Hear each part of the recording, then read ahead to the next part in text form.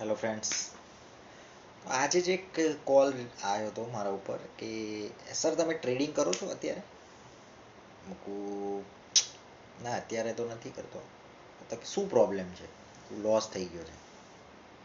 તો પછી થોડું એ લોકો એક્સપ્લેન કરે કે ભાઈ તમે શું કરતા હતા, કઈ રીતે લોસ થયો. મેં બધી પછી કથા કરી. હવે આપણે તો ખબર જ હોય, પણ જસ્ટ જોવા માટે કે શું કહે છે. તો પછી મેં કીધું કે તમે ગેરંટી આપશો કે પ્રોફિટ થશે?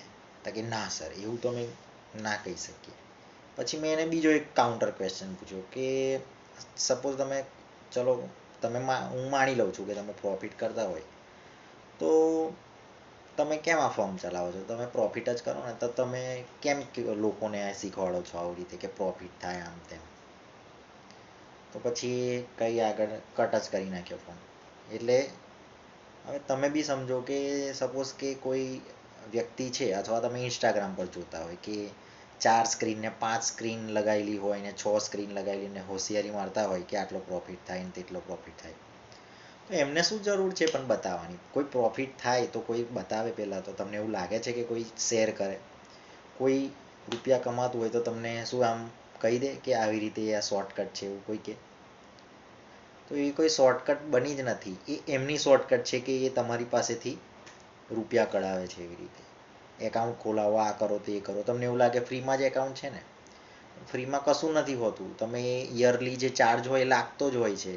તમે ધ્યાન ના આપો તો એ કન્ટિન્યુ તમારે એકાઉન્ટમાંથી કટ થયા જ કરે, તમને ખબર બી ના પડે.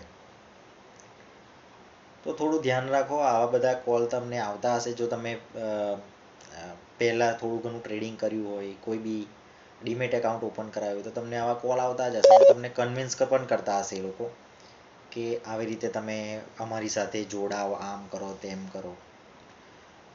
તો આ તો તમારી ઈચ્છા, તમે જોડાઈ શકો છો એ લોકો જોડે, પણ અલ્ટિમેટલી તો તમને શું રિઝલ્ટ મળશે એ તો ખબર જ છે.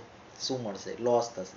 તો જે તમારી પાસે છે એ રાખો તમારી પાસે બચાવીને, અને ના રાખવું હોય તો તમે ઉડાવી શકો છો. જો એક્સ્ટ્રા હોય તો ઘણું બધું થઈ શકે, મજા આવે એવું, રમવાનું પણ મજા આવે.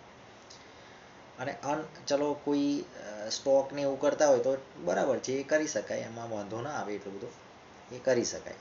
પણ એમાં બી કઈ વસ્તુ તમારે ધ્યાન રાખવાની કે અનએક્સપેક્ટેડ તમારે કોઈ બી આશાઓ નહીં રાખવાની કે હું 50% મહિનાના કાઢી લઈશ. 50% ખબર પડે તને કેટલા થાય પહેલાં? ખબર પડે? ઘણા લોકો તો 10,000 લઈને ટ્રેડિંગ કરવા આવે ને પછી કરોડપતિ બને. એટલે કઈથી બને પણ તું બકા? આવું થોડું પ્રેક્ટિકલ વિચારો. 10,000નું ઇન્વેસ્ટમેન્ટ હોય ને તમે સપોઝ કે 50,000 બનાવવાની ઈચ્છા રાખતા હોય, તો એ કેટલા પર્સન્ટેજ થયા? ચલો કોઈને આવડતું હોય તો કોમેન્ટ કરો કે કેટલા ટકા રિટર્ન થયું. તો એટલા ટકા રિટર્ન કોણ આપે? અને બને પ્રેક્ટિકલ બને એવું, એવો કોઈ ધંધો તમે જોયો, બિઝનેસ જોયો છે કે એવી કોઈ જગ્યાએ કોઈ વ્યક્તિ જોયો છે કે એટલો પ્રોફિટ કરતો? અને એટલો પ્રોફિટ કરતો હોય તો એ તમારી સ્ક્રીન ઉપર ના હોય અત્યારે, એ કોઈ અલગ જ દુનિયામાં હોય. તો થોડું સમજો, વિચારો. અને બસ આ જ કહેવાનું હતું.